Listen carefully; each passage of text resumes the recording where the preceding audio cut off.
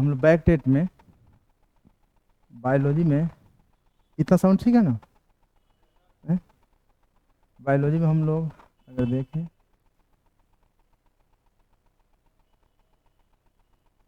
Biology में हम chapter जो देखे थे वो रिप्रोडक्शन देखे थे।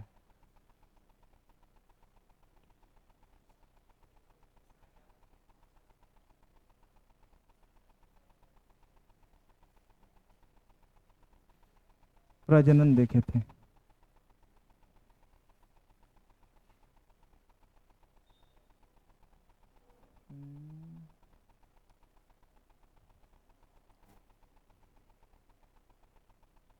गड़बड़ हो जा रहा है। हाँ, चैप्टर शुरू कर दिए।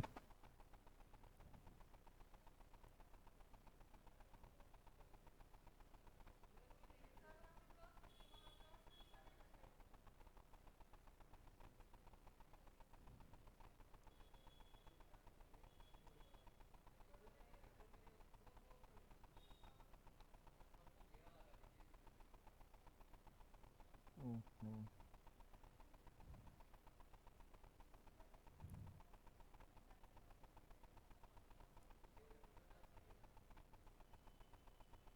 हाँ, PRODUCTION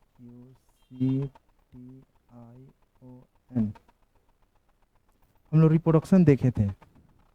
देखिए, जैसा कि हम लोग जानते हैं कि जिस प्रक्रिया के द्वारा कोई जीव जब अपने जैसे संतानों की उत्पत्ति करते हैं या अपने जैसे संतानों को जन्म देते हैं, उस प्रोसेस या उस प्रक्रिया को हम रिप्रोडक्शन या जनन कहते हैं।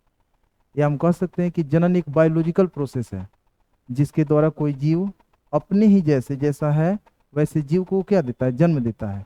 अगर देखा जाए जैसे कि मनुष्य है तो मनुष्य अपने जैसे जीव को जन्म दिया, बिल्ली है तो बिल्ली को जन्म दी। इसी प्रकार से मानकर चलिए कि गेहूं के सीड को अगर मिट्टी के अंदर डालते हैं तो उससे गेहूं के पौधे निकलते हैं, यानी कि दूसरे चीज के पौधे निकल जाते हैं।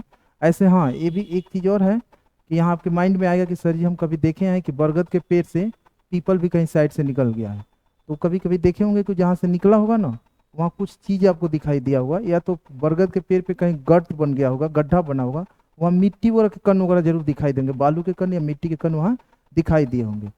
तो जिस जीव कोई जीव है तो जो अपने जैसे जब सिमिलर जीव को जन्म देता है या अपने जैसे सिमिलर जीव को उत्पत्ति करता है तो उस प्रोसेस को हम रिप्रोडक्शन कहते हैं। बैक डेट में ये भी चीज हम देखे थे कि जब एडवांटेज ऑफ रिप्रोडक्शन का जिक्र किए थे, यानी कि जनन के क्या लाभ है, तो हम लोग देखे थे जनन के मुख्य 3 लाभ है। पहला आप देखे थे कि जातियों का अनुरक्षण यानी कि मेंटेनेंस ऑफ स्पीसीज। दूसरा देखे थे पॉपुलेशन जो ग्रोथ होता है, आबादी वृद्धि।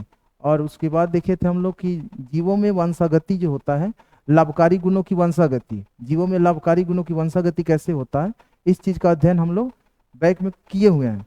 अब हम आज के डेट में आप लोग को बताएंगे कि जो टाइप्स ऑफ रिप्रोडक्शन में हम लोग सेक्सुअल और एसेक्सुअल देखे थे, सेक्सुअल और एसेक्सुअल, तो इसमें भी हम आपको जिक्र किए थे। सेक्सुअल रिप्रोडक्शन यानी कि लैंगिक जनन, जनन की एक ऐसी विधि है या एक ऐसी प्रक्रिया है जिसमें 2 भिन्न जीव, यानी कि 2 भिन्न जीव कहें चाहे 2 भिन्न लिंग, मेल और फीमेल भाग लेते हैं। इसमें हम कर दें तो MALE मेल और दूसरा FEMALE फीमेल, यानी कि इसको हम हिंदी में बोल देंगे नर और इसको बोल देंगे हम मादा। अब देखिए बाबा, इसका हम डिफिनीशन चेंज कर रहे हैं, अभी जस्ट तुरंत हम चेंज करेंगे। कैसे चेंज करेंगे?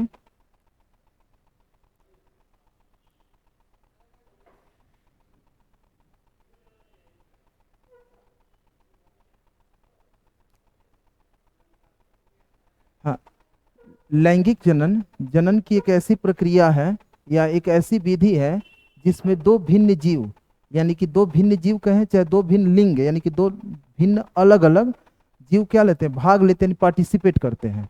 अब इसमें बात आएगी जो बात की है कि नर और मादा, तो हम लोग के माइंड्स में एक बात सेट कर जाता है कि नर क्या होता है, मादा क्या होता है। तो मोस्टली हम लोग कहते हैं कि पुरुष जाति को हम लोग नर कहते हैं और स्त्री जाति को मादा कहते हैं। लेकिन हम लोग 12th के बायो के स्टूडेंट हैं तो थोड़ा सा इसमें हम लोग इसको चेंज कर दें। हम बोल सकते हैं कि जिसके द्वारा स्पर्म यानी कि शुक्राणु को उत्पन्न किया जाता है वो हो जाते हैं नर, और जिसके द्वारा ओवम यानी अंडाणु की उत्पत्ति की जाती है वो हो जाती है मादा। और जिस रिप्रोडक्शन के मेथड में या जिस विधि में जब ये शुक्राणु और अंडाणु का फ्यूजन यानी संलयन होता है, उस प्रोसेस को हम सेक्सुअल रिप्रोडक्शन कहेंगे। हम इतना लंबा डिफिनीशन न बोल के हम एक वाक्य में भी उसको खत्म कर सकते हैं कि जनन की जिस विधि में शुक्राणुओं और अंडाणुओं का या युग्मकों का संलयन होता है, युग्मक यानी गैमेट्स का, गैमेट का जो फ्यूजन होगा तो उसको हम क्या बोलेंगे, सेक्सुअल रिप्रोडक्शन। अब बात करते हैं ए सेक्सुअल रिप्रोडक्शन का। तो ए सेक्सुअल रिप्रोडक्शन में बताए थे कि अलैंगिक जनन जनन की एक ऐसी विधि है जिसमें एक ही व्यष्टि भाग लेता है, यानी कि इसमें कह सकते हैं, इसको हम अर्थात में बदल सकते हैं कि जनन की जिस विधि में युग्मकों का यानी गैमेट्स का संलयन यानी फ्यूजन नहीं होता है तो उसको हम बोलते हैं ए सेक्सुअल रिप्रोडक्शन यानी कि अलैंगिक जनन। अलैंगिक जनन में भी कह सकते हैं कि जिसमें एक ही व्यष्टि भाग लेता है। तब कहिएगा सर जी एक व्यष्टि भाग लेगा तो वो जीव को कैसे उत्पन्न करेगा, तो उसके प्रोसेस हैं, प्रक्रियाएं हैं। जैसे कि मेथड में हम एक बात करते हैं, एक मेथड सिंपल सा हम लिखते हैं फ्यूजन का, FISSION। इसका मतलब होता है विखंडन। सिंपल सा चीज है विखंडन। ये विखंडन इसके नाम से ही पता चलता है, विखंडन यानी किसी चीज में खंडित करना, तोड़ देना या बांट देना। एक हम फिगर भी ड्रॉ कर देते हैं, उस पर ध्यान दीजिएगा, और उसमें हम विखंडन को समझा रहे हैं।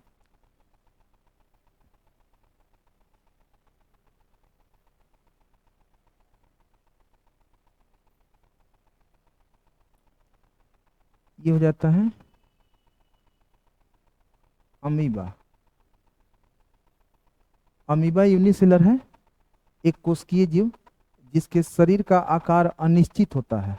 यानी कि इसके शरीर का आकार अनिश्चित इसलिए होता है क्योंकि इसको हम जो बोलते हैं कृत्रिम पांव, या इसको बोलते हैं पदार्थ भी बोल सकते हैं, इससे भोजन का अंतर्ग्रहण करता है, भोजन को पकड़ने का काम इसकी सहायता से करता है। इसमें फ्यूजन होता है। फ्यूजन में भी हम बताएंगे कि there are 2 types of fusion, यानी कि विखंडन की 2 प्रकारें हैं। एक है आपका बाइनरी फ्यूजन और दूसरा है मल्टीप्लाई फ्यूजन। बाइनरी फ्यूजन का मतलब होता है कि द्विखंडन, बाइनरी का मतलब द्वि होता है, अब फ्यूजन का मतलब विखंडन बता दिए। द्वि मतलब 2। इसका पूरा जो शरीर है ना एक जनन इकाई की तरह कार्य करता है। इसके पूरे शरीर को हम 2 भाग में बांटेंगे तो ऐसे ही यहीं से नहीं बांटेंगे, इसके हम स्टेप बना देंगे। अभी जस्ट एक एक स्टेप बना देंगे। तो इससे इसको स्टेप बनाने से पहले हम विखंडन को एक बार डिफाइन कर देते हैं, यानी इसको हम डिफाइन करते हैं अपने मेथड में। देखिएगा, अलैंगिक जनन की वह विधि जिसमें जीव शरीर का 2 या 2 से अधिक भागों में क्या होता है, विभाजन होता है, और विभाजन के फलस्वरूप नए संतति की उत्पत्ति होती है, तो उसको हम बोलते हैं विखंडन। हमने क्या बोला, देखिए ध्यान सुनिएगा, अलैंगिक जनन की वह विधि यानी फ्यूजन्स क्या है, एसेक्सुअल रिप्रोडक्शन का मेथड है। यानी कि अलैंगिक जनन की वह विधि जिसमें जीव शरीर का 2 या 2 से अधिक भागों में विभाजन होता है, और इस विभाजन के फलस्वरूप अगर नई संतति, उसी को जिसको हम संतति जीव को कह रहे हैं, नए जीव की उत्पत्ति होती है, तो उसको हम बोलेंगे विखंडन। अब बात करेंगे विखंडन की 2 विधि बताएं कि द्विखंडन और बहुखंडन। तो द्विखंडन को कैसे एक्सप्लेन करेंगे, तब यहाँ जानते क्या करेंगे, वहां पे फिर बोलेंगे अलैंगिक जनन की वह विधि जिसमें जीव शरीर का 2 समान भागों में क्या होता है, विभाजन होता है, उनके पूरा शरीर जो होता है 2 भागों में बंटकर नए संतति को उत्पन्न करता है, तो उसको बोलेंगे हम कौन सी, द्विखंडन। अब बात करेंगे कि एक होता है मल्टीप्लाई फ्यूजन यानी कि बहुखंडन या बहु विभाजन भी कहते हैं, तो उसको भी बोल सकते हैं बाबा कि अलैंगिक जनन की वह विधि जिसमें जीव शरीर के जो अंदर न्यूक्लियस होगा, जो केंद्रक होगा, वो बार बार विभाजित होकर अनेक संतति केंद्रकों का निर्माण करेगा। अब वो संतति केंद्रक परिपक्व होकर वृद्धि करके और बीजाणु का निर्माण करेंगे। वो बीजाणु जब पुटी से बाहर आएंगे तो अनुजात जीव के रूप में विकसित होंगे, तो उसको एक बार में अनेक संतति की उत्पत्ति होगी, तो उसको बोलेंगे हम बहुखंडन। कि कैसे होगा, तो इसे सिंपल सा उदाहरण देते हैं जो हम लोग घर पे करते हैं। वो नेचुरली तरीके से नहीं करते हैं, आर्टिफिशियल तरीके से एक काम करते हैं। कभी बर्थडे पार्टी पे चाहे आप लोग टीचर्स डे या चिल्ड्रंस डे सेलिब्रेशन करते हैं, तो जहाँ केक आप काटने का प्रोग्राम करते हैं वहाँ पे एक चीज लगाते हैं, बैलून। वो थोड़ा नॉर्मल बैलून से बड़ा बैलून होता है, उसके अंदर कुछ बच्चे क्या करते हैं, एक छोटे छोटे व्हाइट कलर का डॉट होता है, उसको गोली भर देते हैं ताकि बैलून फूटेगा तो यत तत्र जत तत्र यानी कि यहाँ वहाँ गिरेगा। या छोटे मोटे किरकिरी फेंक देते हैं जो अब कलर में होता है, उस पर केयर किए होंगे। जो वो बैलून है एक बहुत बड़ा आकृति है, उसके अंदर वो छोटे छोटे कण हैं। तो इसी प्रकार से जो मल्टीप्लाई फ्यूजन होगा, तो मल्टीप्लाई फ्यूजन में जो एक कोशिकीय जीव होगा, एक कोशिकीय यानी कि यूनिसेलर जो ऑर्गेनिज्म होगा, उसके शरीर के चारों तरफ एक मोटी और कड़ी रचना का निर्माण होगा। लाइक दिस, जैसे यहाँ पे देखिए, हम यहाँ एक बना देते हैं संरचना। ये हो गया, ये हो गया। आप लोग 9th क्लास में एक चीज पढ़े हैं, बीमारी जिसका नाम है मलेरिया। मलेरिया, मलेरिया किसके कारण होता है? तो हम लोग बोलते हैं कि मादा एनोफ्िलीज नामक मच्छर के काटने से मलेरिया होता है। लेकिन मादा एनोफ्िलीज नामक मच्छर अगर नहीं काटेगी तो क्या मलेरिया नहीं होगा? तो देखिए बता रहे हैं, मलेरिया एक प्रोटोजुआ के कारण होता है जिसका नाम है प्लाज्मोडियम प्रोटोजुआ। प्लाज्मोडियम प्रोटोजुआ के अंदर जो होता है आपका बहुखंडन या बहुविभाजन होता है। बहुखंडन या बहुविभाजन होता है, यानी कि अलैंगिक जनन की वह विधि जिसमें जीव शरीर, एक कोशिकीय जीव के शरीर के चारों तरफ एक मोटी और कड़ी रचना का निर्माण होता है। ये मोटा और कड़ा रचना है। जैसे कि एलसीडी है, इसके चारों तरफ देखिए कि बीट का निर्माण किया गया है ताकि ये इस डिस्प्ले की वो रक्षा कर सके। बोर्ड के चारों तरफ जो बीट लगा दिया गया, वो बोर्ड बीट क्या करता है, इस बोर्ड की एक निश्चित आकार दे दिया और इसकी बाहरी आघात से उसकी रक्षा कर रहा है। जैसे कि हम लोग का स्किन है, स्किन यानी त्वचा ही क्या करता है, तो हमारे इंटरनल इस जो अंग है, यानी कि इंटरनल जो ऑर्गन है, आंतरिक अंग है, उसको ये बाहरी आघात से बचाता है। जैसे मान के चलिए कोई गलती की, क्वेश्चन पूछा गया, आप याद नहीं किए, टीचर जी इस पर हाथ पर मारेंगे। अगर ये स्किन अगर हटा दें और डायरेक्ट अगर पिटाई किया जाए तो हमारे इंटरनल ऑर्गन डायरेक्ट क्षतिग्रस्त हो सकते हैं। इसकी बचाव के लिए ये स्किन हुआ। उसी प्रकार से ये जो प्लाज्मोडियम प्रोटोजुआ है, इसके शरीर के चारों तरफ हुआ जो एक कड़ा रचना है, यानी कि हार्ड जो आवरण है, ये इसको प्रतिकूल परिस्थिति में, प्रतिकूल देखिएगा, प्रतिकूल, प्रतिकूल परिस्थिति में, परिस्थिति का मतलब क्या होता है, सिचुएशन। नॉर्मल देहात में नहीं सोचते हैं, कहते हैं लोग कि हमारा सिचुएशन आजकल ठीक नहीं चल रहा है, यानी कि हमारा हालत जो है खराब चल रहा है। इसके प्रतिकूल का मतलब क्या होता है कि जब इसके विरोध में हो, एगेंस्ट में हो, तो वैसा वातावरण या वैसा इन्वायरमेंट हुआ जिसमें कोई जीव का अत्यधिक ताप का सहन करना पड़े, अत्यधिक नमी हो जाए, अत्यधिक आर्द्रता हो जाए, अत्यधिक क्षारीयता हो जाए वातावरण में, वो प्रतिकूल परिस्थिति होता है। तो प्लाज्मोडियम के कोशिकीय शरीर के चारों तरफ जब प्रतिकूल आवरण होता है ना, प्रतिकूल वातावरण होता है, तो इसके चारों तरफ एक कड़ा रचना का निर्माण होता है जिसको सिस्ट कहते हैं या पुटी कहते हैं। इसको सिस्ट कहिए चाहे पुटी कह दीजिए। हो गया क्लियर? अब इस पुटी के अंदर जो है न्यूक्लियस केंद्रक देखते हैं, बार बार विभाजन होगा। यानी कि मान कर चलिए कि हम एक छोटा सा डेट दे दें, ये हो गया, एक हो गया, ये विभाजित होगा तो 2 का निर्माण कर दिया, मान कर चलिए, ये विभाजन करेगा तो 2 का निर्माण कर देगा, ऐसे। अब फिर इसमें 2 हो जाएगा, इसमें। तो बार बार एक न्यूक्लियस बार बार जब विभाजन करेगा तो अनेक संतति केंद्रक का निर्माण करेगा। सुनिए हम क्या बोल रहे हैं, अनेक संतति केंद्रक का निर्माण करेगा, बहुत सारे केंद्रकों का निर्माण करेगा। किसके अंदर? तो इस पुटी के अंदर, पुटी के अंदर। भैया अब सुनिएगा, जब ये अनेक संतति केंद्रक का निर्माण करेगा तो जैसे कि मान कर चलिए कि हम लोग का जब जन्म हुआ तो हम लोग बाल अवस्था में थे, पहले शैशवावस्था में, शैशवावस्था से बाल अवस्था में थे, बाल अवस्था से किशोरावस्था में आए, किशोरावस्था में अभी हैं लोग, हम वयस्क अवस्था में हैं, तो आप लोग किशोरावस्था में, जो स्टेज आपका अभी चल रहा है वो किशोरावस्था कहलाता है। तो ये अवस्था एक ही आदमी है, जैसे कि हम ही हैं, जो हम भी पहले क्लास में थे, दूसरी क्लास में, तीसरी कक्षा में, ऐसे बढ़ते चलेगा। हमारा उम्र जैसे जैसे बढ़ा तो हमारी अवस्थाएं चेंज होती गई। इसी प्रकार से जब ये पुटी के अंदर जो न्यूक्लियस बार बार विभाजन करेगा तब अनेक संतति केंद्रक का निर्माण करेगा। जब ये संतति केंद्रक विकसित और विभेदित होगा तो इसके अंदर जानते हैं क्या चीज का निर्माण करेगा? देखिए एक और फिगर बना रहे हैं यहाँ पे, इसी का, ये अनेक, ये विकसित और विभेदित होकर जब इस केंद्रक के बार बार विभाजन के फलस्वरूप अनेक संतति केंद्रक का निर्माण हो जाएगा, तो इस केंद्रक के निर्माण से आप इस बात जानते हैं कि केंद्रक कहाँ होता है? तो कोशिका के कोशिका द्रव के बीच होता है। कोशिका के कोशिका द्रव के बीच जो गोल गाढ़ी संरचना होती है उसको हम न्यूक्लियस या केंद्रक कहते हैं। तो अब देखिए, कोशिका में केंद्रक ही नहीं होता है, कोशिका द्रव भी होती है और उसके चारों तरफ एक झिल्ली होती है जिसको बोलते हैं हम लोग कोशिका झिल्ली। तो अब देखिए, जब ये केंद्रक बार बार वो विभाजन करेगा तो इस केंद्रक के विभाजन के साथ साथ कोशिका द्रव का भी विभाजन होगा और कोशिका झिल्ली का भी विभाजन होगा। जब ये दोनों का विभाजन हो जाएगा तो 3 चीज, कोशिका द्रव, कोशिका झिल्ली और केंद्रक, ये तीनों चीज का जब विभाजन होगा तब इसको केंद्रक न कह के तब इसको कहेंगे बीजाणुक।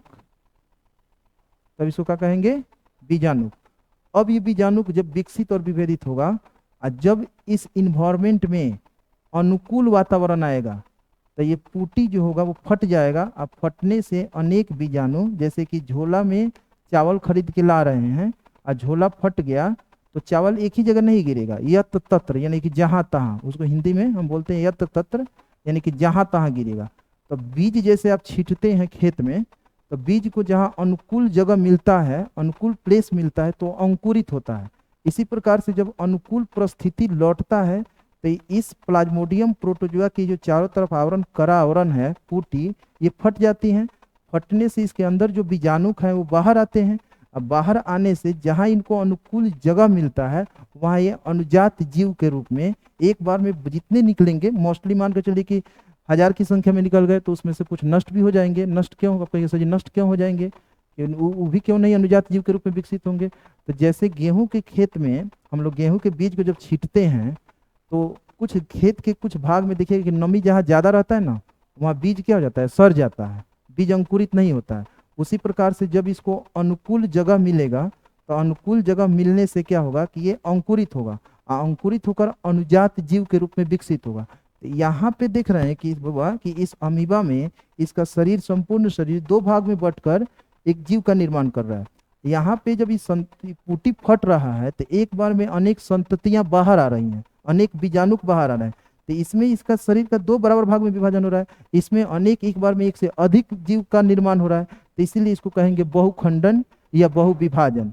अब कहेंगे कि सर जी आप बता रहे थे कुछ देर पहले कि जो मादा एनोफ्लीज नामक मच्छर है वो उसको हम मलेरिया कह रहे हैं, मलेरिया उसके काटने से मलेरिया होता है। तो कब होता है देखिए बता रहे हैं। प्लाज्मोडियम जो प्रोटोजोआ है ना, ये एक परजीवी है। प्लाज्मोडियम प्रोटोजोआ है वो क्या है, परजीवी है। परजीवी किसको बोलते हैं, पैरासाइट्स को कहते हैं, उसको इंग्लिश में पैरासाइट्स कहते हैं। ऐसे जीव जो किसी पोषी या होस्ट के शरीर के अंदर अथवा बाहर रहकर अपना भोजन प्राप्त करता है उसको परजीवी या पैरासाइट्स कहते हैं। जैसे कि मानकर चलिए ना कि गाय पाले हुए हैं, गाय के शरीर पर एक छोटा सा कीड़ा बैठता है जो उसके शरीर से क्या करता है, ब्लड को चूसता है, जिसको हम लोग लाइस कहते हैं, हिंदी में उसको जू कहते हैं, इंग्लिश में लाइस कहेंगे, हिंदी में उसको जू कहते हैं। वो उसके शरीर से क्या करता है, ब्लड को प्राप्त करता है। तो गाय क्या हुआ, गाय से चूंकि उसको कि लाइस को भोजन मिल रहा है और वो कहाँ रह रहा है, शरीर के उसके बाहरी सतह पे है, तो इसलिए जो गाय हुआ वो पोषी हुआ। पोषी का मतलब होस्ट हुआ, क्योंकि वो उस जू को भोजन उपलब्ध करा रहा है। अब भोजन बाह्य परजीवी हुआ, यानी कि बाह्य परजीवी का मतलब एक्सटर्नल, उसको बोल सकते हैं पैरासाइट्स। एगो इंटरनल भी होता है, जो हम लोग के शरीर का छोटी आंत है ना, वो आंत से रहता है। जब कभी दूसरी तीसरी कक्षा में पढ़ रहे होते हैं हम लोग, या 7वीं 6ठा कक्षा में, तो साल में एक बार गवर्नमेंट की तरफ से एक दवा खिलाने के लिए आया था, जिसको बोला जाता था कि एल्बेंडाजोल की गोली है, खा लीजिए लोग स्कूल में, जिसको हम लोग बोलते थे कीड़े मारने की दवा।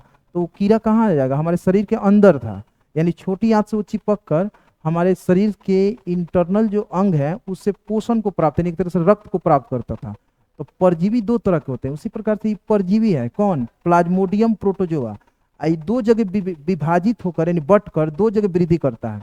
पहला एगो आरबीसी, आरबीसी मनुष्य के आरबीसी में, यानी कि मानव के रेड ब्लड सेल्स में, जानते हैं रेड ब्लड सेल्स यानी लाल रक्त कोशिकाएं, इसको जानते हैं। पूछता है कि आरबीसी का दूसरा नाम क्या है, तो आरबीसी का दूसरा नाम एरिथ्रोसाइट्स है। एरिथ्रोसाइट्स याद रखिएगा कि आरबीसी का दूसरा नाम एरिथ्रोसाइट्स है। तो आरबीसी में, मनुष्य के आरबीसी में क्या करता है, प्लाज्मोडियम प्रोटोजोआ जो है वह विकसित होकर विभेदित होता है, अब बार बार विभाजन करके अनेक कह सकते हैं कि अपने संख्या में वृद्धि करता है। और दूसरा एक और जगह है ये वृद्धि करने का, किसका, प्लाज्मोडियम प्रोटोजोआ का, मादा एनोफ्लीज नामक मच्छर के वो आमाशय में, मादा एनोफ्लीज नामक मच्छर के आमाशय में ये वृद्धि करता है। कौन, प्लाज्मोडियम प्रोटोजोआ।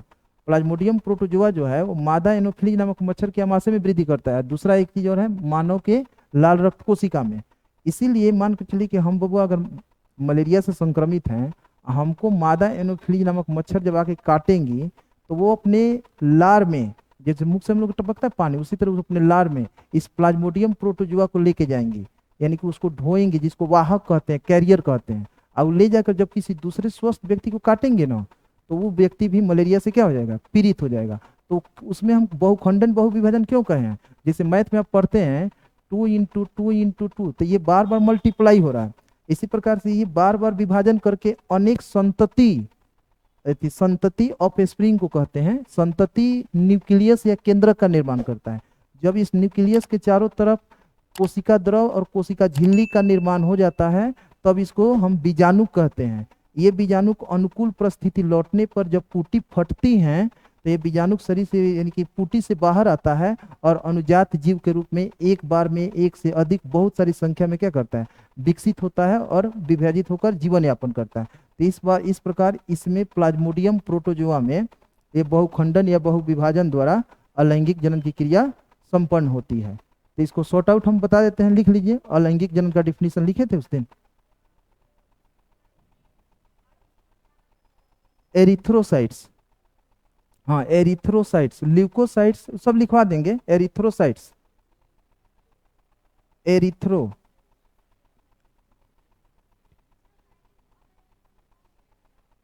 उसका काइंड्स पढ़ा देते हैं।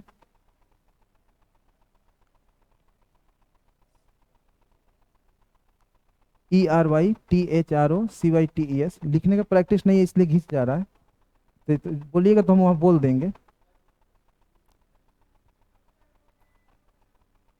मादा एनोफ्लीज मच्छर, हाँ लिख देते हैं।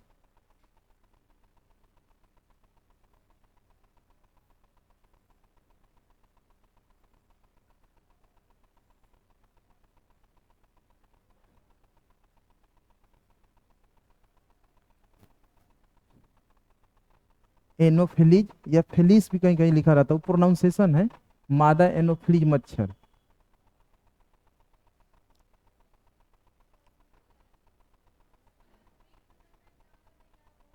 मुकुलन एसेक्सुअल रिप्रोडक्शन का उदाहरण है।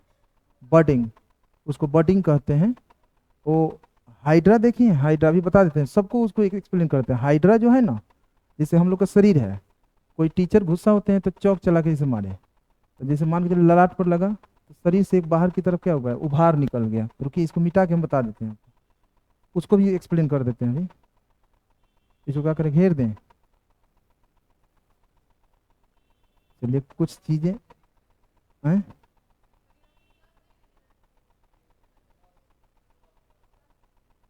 ये अब क्या करें, इस पे क्लिक करें। देखिए बना देते हैं हम। आप जो मुकुलन बर्डिंग कर रहे हैं ना, उसको बता देते हैं।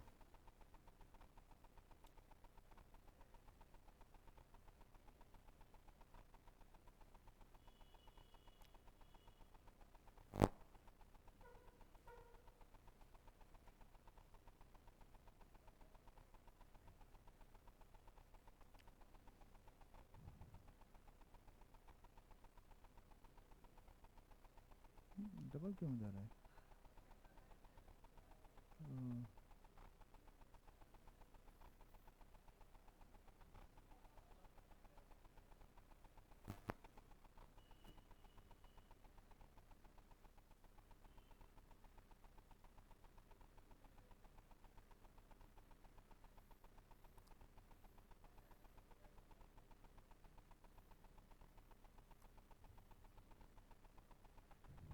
कभी देखिए ऐसा किताब वगैरह में? ये हाइड्रा है भाई, बैठ जाइए बता देते हैं। हाइड्रा ये मल्टी सेलुलर जीव जंतु है। देखने में ये प्लांट लग रहा है, लेकिन ये बहुकोशिकीय जंतु है। इस बहुकोशिकीय जंतु के शरीर के जो ये बॉडी है, इसके धरातल माने सतह से, जैसे हम लोग का शरीर का ही सतह हो गया, इसकी सतह से बाहर की ओर एक छोटा सा उभार निकला है। इसको बड कहते हैं, बड। इसको हिंदी में बोलेंगे मुकुल। इसी को हम पूरा पढ़ा देते हैं, पूरा पूरा फिगर बनाकर, जितना भी इसमें फिगर है ना, उस सारा चीज को बना देंगे। हाँ वही है,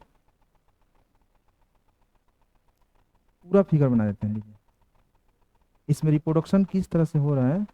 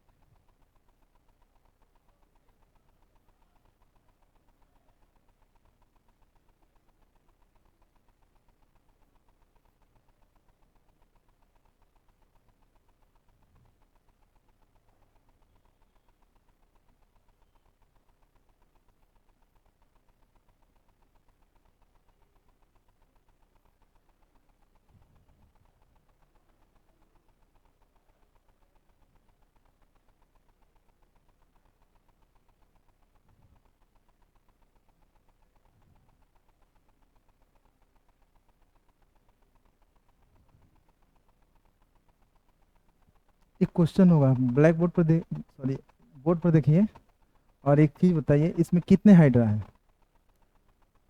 हम्म? 4 नहीं है, एक ही हाइड्रा है। ये वृद्धि की अलग अलग अवस्था है, ग्रोथ की अलग अलग स्टेज है।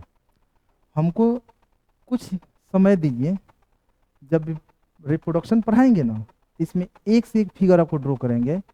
अभी तक हम फिगर ऐसा ड्रॉ कर देंगे, इतना आपको विश्वास दिलाते हैं कि अभी तक ब्लैक सॉरी बार बार ब्लैक बोर्ड याद रहे कि ब्लैक बोर्ड पर हम पढ़ाते रह चुके हैं, इसलिए बोर्ड पर ऐसा फिगर कभी ड्रॉ करते हुए नहीं देखे होंगे। और कभी देखना है तो हम एक लिंक बता देंगे, उस पर जाके देखिएगा। तो मेरा ब्लैक बोर्ड पर जितना फिगर बनाया गया है, उस 80-85 को कम से कम उसमें फिगर है, कलर पेंसिल से बनाए हैं। उस फिगर को आपको देखने पर ताजुब हो जाइएगा कि सर किताब से काट कर लगा दिए हैं या अपना हाथ से बनाए। आदत नहीं है, इसमें दूसरी बार लिख रहे हैं। फर्स्ट बार एक दिन और लिखे थे, जिस दिन डेमो दिए थे, जिस दिन क्लास बाउंस कर गया था। आज दूसरी बार है। आदत बन जाएगी तो फिगर हमको यहाँ से लेने की जरूरत नहीं पड़ेगी, हम खुद फिगर ड्रॉ कर देंगे। चाहे वो मेल रिप्रोडक्शन सिस्टम का हो, चाहे फीमेल रिप्रोडक्शन सिस्टम का हो, चाहे आपका न्यूरॉन सिस्टम का हो, चाहे मानव का ह्यूमन ब्रेन हो, और चाहे आपको ह्यूमन हार्ट हो, चाहे लंग्स हो, इन सब चीज़ों को फिगर हम खुद बना देंगे। ये हाइड्रा है। अब हम विषय वस्तु पे आते हैं। हाइड्रा होता क्या है? तो यह एक जलीय बहुकोशिकीय जंतु है। यह एक जलीय बहुकोशिकीय जंतु है। जलीय का मतलब कि वैसे जीव जो जल में रहते हैं, जिनका आवास जल होता है, वो जलीय जीव कहलाते हैं। इसके शरीर की धरातल से, धरातल मतलब इसके सतह से एक छोटा सा उभार निकला है, जिस उभार को हम बड कहते हैं। अब कहिएगा सही बड होता क्या है, तो इसको डिफिनीशन में डाल दें तो बोल सकते हैं कि मुकुलन क्रिया करने वाले जीवों के शरीर से, हम लिखवा देंगे, मुकुलन क्रिया करने वाले जीवों के शरीर से जो एक छोटा सा उभार निकला होता है, उसको मुकुलन, मुकुल या बड कहते हैं। अब देखिए यह मुकुल देख रहे हैं फर्स्ट स्टेज में, ये इसको बोल सकते हैं हम कि ये मातृ हाइड्रा है। हाइड्रा, ये देखिए इसके शरीर के धरातल से उभार निकला है, इसको स्पर्शक कहते हैं, जिसके से ये मोशन गति करता है, यानी कि पानी के अंदर गति करता है या किसी चीज को पकड़ने का काम इस स्पर्शक से करता है। इसके देख रहे हैं जब सेकेंड स्टेज में गया है, तो ये जो बर्ड है ये वृद्धि कर रहा है, ग्रोथ कर रहा है। हम लोग का जो अंगुली है इस नुमा, तो ये पहले अंगुली नुमा संरचना नहीं, ये पहले एक उभार निकला है। ये स्पर्शक की रचना का निर्माण इसमें कर रहा है, ये स्पर्शक की तरह संरचना का निर्माण कर रहा है दूसरे स्टेप में। जब ये तीसरे स्टेप में उस तीसरे स्टेप में गया है, तो ये स्पर्शक का निर्माण कर चुका है। अब छोटा सा बच्चा जन्म लेगा तो अब एडल्ट की तरह उसके शरीर थोड़े बन जाएंगे, पहले नहीं बनेंगे, पहले छोटा ही बनेंगे। तो ये उसके साथ साथ इसमें एक और चीज क्लियर किए होंगे, तीनों फिगर में देखिएगा क्या किया, इसमें एक छोटा सा उभार बना है, लेकिन ये भी अपने मातृ शरीर से, मदर के शरीर से अटैच है, यानी जुड़ा हुआ है। ये भी बन रहा है, उभार आगे वृद्धि कर रहा है, ये भी अपने शरीर से क्या है, अटैच है। यहाँ भी अटैच है, जबकि पूर्ण विकसित हो चुका है, इसीलिए पूर्ण विकसित मुकुल लिखे। लेकिन यहाँ जब ये फोर्थ स्टेज में आया है, जब ये विकसित हो चुका है, तो अपने पेरेंटल कह सकते हैं, या पेरेंट्स के शरीर से, यानी कि मदर के शरीर से ये क्या हो गया, अलग हो गया है। अलग होकर एक स्वतंत्र जीवन यापन कर रहा है। तो इस प्रकार से हम देख रहे हैं कि इससे ये इसके शरीर के जो धरातल से जो बड निकला, वो बड वृद्धि करके एक नए हाइड्रा का निर्माण कर लिया। तो इसी प्रोसेस को हम बोलेंगे मुकुलन। उसको परिभाषा में डालें तो अलैंगिक जनन की वह विधि जिसमें जनक शरीर के धरातल से क्या होता है, एक छोटा सा उभार बनता है। यह उभार विकसित और विभेदित होकर अनुजात हाइड्रा का निर्माण करता है। तो इसलिए इसको क्या कहते हैं, हम इसको कहेंगे मुकुलन। इसके मुकुल के बनने की क्रिया को हम क्या कहेंगे, मुकुलन। मुकुल के बनने की क्रिया को मुकुलन कहेंगे। इसमें होता है, आप लोग बैक क्लास में एक चीज पढ़े थे, उसको भी फिगर में बना देते हैं, हम एक ही को बनाएंगे, उसमें ज्यादा नहीं बनाएंगे। हाँ, ऑर्गेनिज्म नहीं है, एक बहुकोशिकीय, हाँ बहुकोशिकीय, हमारे कोई ऑर्गेनिज्म ही है, बहुकोशिकीय मल्टी सेलुलर है।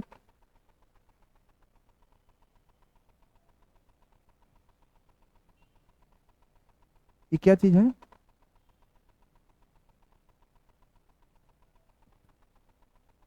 कहेंगे व्हाट इज दैट या व्हाट इज दिस, क्या चीज है? क्या है, क्या चीज का फिगर है? हम्म?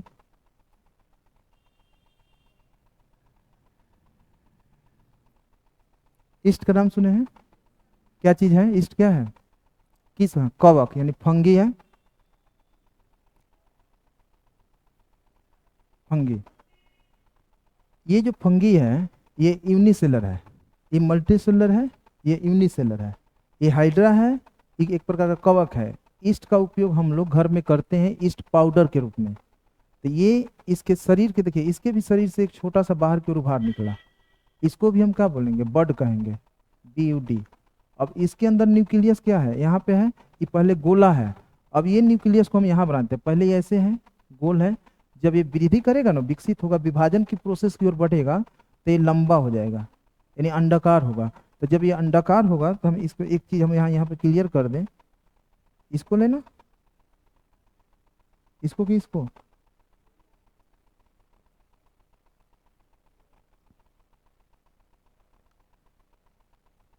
ये थोड़ा सा देखिएगा,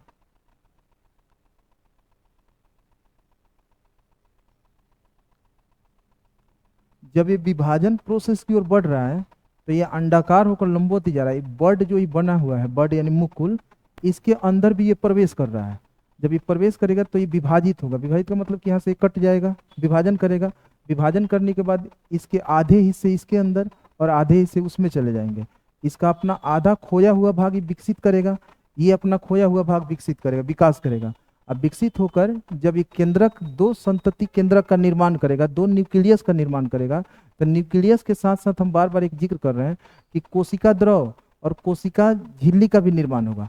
तो पूर्ण एक इसके अंदर न्यूक्लियस, कोशिका द्रव, कोशिका झिल्ली हो जाएगा। फिर इस बर्ड के अंदर जब हो जाएगा तो ये अपने इस मातृ शरीर से, मदर जो ईस्ट है, इस शरीर से अलग हो जाएगा, अलग होकर एक स्वतंत्र जीवन यापन करेगा। तो इस प्रकार से ईस्ट में और हाइड्रा में बर्डिंग प्रोसेस द्वारा अलैंगिक जनन की क्रिया होती है। तो इसको नोट कर लीजिए आप लोग, हम बोल देते हैं।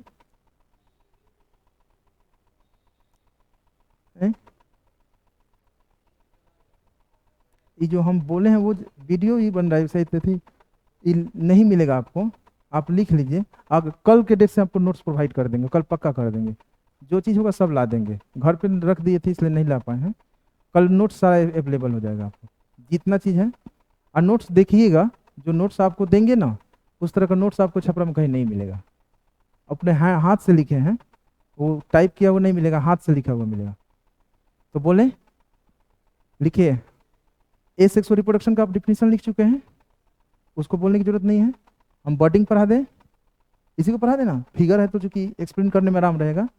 तो लिखिए, अलैंगिक जनन की वह विधि, हाँ मुकुलन, अलैंगिक जनन की वह विधि, अलैंगिक जनन की वह विधि जिसमें जनक शरीर के धरातल से, हाँ, अलैंगिक जनन की वह विधि जिसमें जनक शरीर के धरातल से, जिसमें जनक शरीर के धरातल से एक छोटा सा उभार बनता है, एक छोटा सा उभार बनता है, जिसे मुकुल या बड कहा जाता है, जिसे मुकुल या बड कहा जाता है, जिसे मुकुल या बड कहा जाता है। तथा इसके बनने की क्रिया को, तथा इसके बनने की क्रिया को मुकुलन या बडिंग कहते हैं। तथा इसके बनने की क्रिया को मुकुलन या बडिंग कहते हैं, मुकुलन या बडिंग कहते हैं। नीचे नोट डाल दीजिएगा, लिखिएगा, मुकुलन द्वारा अलैंगिक जनन, मुकुलन द्वारा अलैंगिक जनन, मुकुलन द्वारा अलैंगिक जनन बहुकोशिकीय जंतु हाइड्रा में बहुकोशिकीय जंतु हाइड्रा में तथा एक कोशिकीय जीव,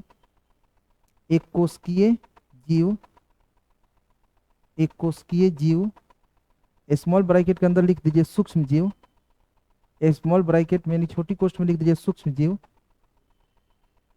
जीव, कोष्ठ बंद कर दीजिए और लिखिए ईस्ट में, ईस्ट बोर्ड पर लिख दिए हैं, ईस्ट में ईस्ट में होता है, ईस्ट में होता है। अब ज़्यादा अगर बेटर तरीके से समझना है तो इस फिगर को रफली ड्रॉ कर लीजिए, यानी कि फिगर नोट कर लीजिए, रफली पेज में बना लीजिए इस फिगर को। ये कि बुक में नहीं मिलेगा, ये स्टेप नहीं मिलेगा, सिर्फ आपको वर्ड मिलेगा, एक एक मिलेगा, पूरा स्टेप नहीं मिलेगा बुक में। हम्म, इससे बढ़िया फोटो है मेरे पीडीएफ में, फाइल में, वो ऐसे भिजवा देंगे, वही भिजवा देंगे, रहने दीजिए, समझ गए ना, कोई दिक्कत नहीं है। हम जो बनाए हैं ना हाथ से फिगर, हम नोट्स आपको प्रोवाइड करेंगे, उससे बढ़िया फिगर मिलेगा, ये सबसे बेकार फिगर है, आप चिंता मत कीजिए, दिखा देंगे आपको, कॉपी में मिल जाएगा। खराब फिगर को काहे लिटरेट खींचिएगा, कोई भी देखेगा मजाक उड़ा देगा। इसलिए हमारे पास है भैया, वो हम नोट्स में जो प्रोवाइड कराएंगे ना सर, प्रिंट आउट बोलेंगे सर निकाल देंगे, सर निकाल देंगे प्रिंट आउट, तो वही दे देंगे, उसमें फिगर बना हुआ है, उसके लिए कोई टेंशन मत लीजिए। ये ये क्लियर हो गया। अब बात करते हैं, फिर बैक चलते हैं, समय है कि रहने दें, अभी क्लास लेना है आप लोग को इंग्लिश का, तो रहने दें, पूछना है कुछ, कोई दिक्कत डाउट नहीं ना आज? अब डाउट नहीं मिलेगा, हम भी अब कॉन्फिडेंस के साथ इस पर आदत हो जाएगी ना धीरे धीरे, तो डाउट नहीं मिलेगा। कुछ पूछना हो तो बोलिए। इसको संतति हाइड्रा कहेंगे, संतति हाइड्रा, यानी कि अनुजात जिस बच्चा हो गया ना, तो समझिए कि हाइड्रा का ही बच्चा है। और कुछ पूछना है तो है? हाँ, जब ये विकसित और विभेदित होगा तो पुनः इस प्रोसेस में वो भी आएगा, बात सही है। जब ये भी बढ़ेगा ना तो पुनः ये बडिंग प्रोसेस में ये भी आएगा। बोलिए ना, कुछ कह रही हैं? कौन? हाँ, ये अभी ये अलग हो गया इसके शरीर से, और जब ये अलग होगा, जब ये वृद्धि करेगा ना, तो फिर इसमें भी ऐसे एक छोटा सा उभार बनेगा, एक छोटा सा उभार बनेगा उसमें भी, जब ये वृद्धि होगा, तो जैसे कि मान कर चलिए कि हम हैं, जब हम छोटे थे, यानी शैशवावस्था में थे, तो शैशवावस्था में, बाल अवस्था में हम लोग के शरीर के अंदर जो जनन ऑर्गन है, यानी कि सेक्सुअल रिप्रोडक्शन ऑर्गन्स हैं, वो विकसित नहीं होते हैं। जब हम लोग किशोरावस्था में आते हैं तो हमारे शरीर के अंदर जनन ऑर्गन्स का क्या होता है, निर्माण होता है किशोरावस्था में, टीनेजर्स में, जिसमें कि क्या होता है, मनुष्य के मेल्स में बात करें तो टेस्टोस्टेरोन नामक हार्मोन बनने लगते हैं, तो ये फीमेल्स में ओ में अंडाणु बनना शुरू हो जाता है, बहुत सारे फिजिकल स्ट्रक्चर चेंज आने लगते हैं। तो उसी प्रकार से जब ये विकसित और विभेदित होगा ना, बड़ा होगा, तो पुनः ये बर्डिंग प्रोसेस में आएगा, और फिर ये भी बर्डिंग प्रोसेस द्वारा अलग जीव को क्या करेगा, जन्म देगा। तो ये नेचुरली तरीके से ऐसा चलता रहेगा, यही चीज है। और कुछ, और कोई डाउट, कोई दिक्कत नहीं है ना?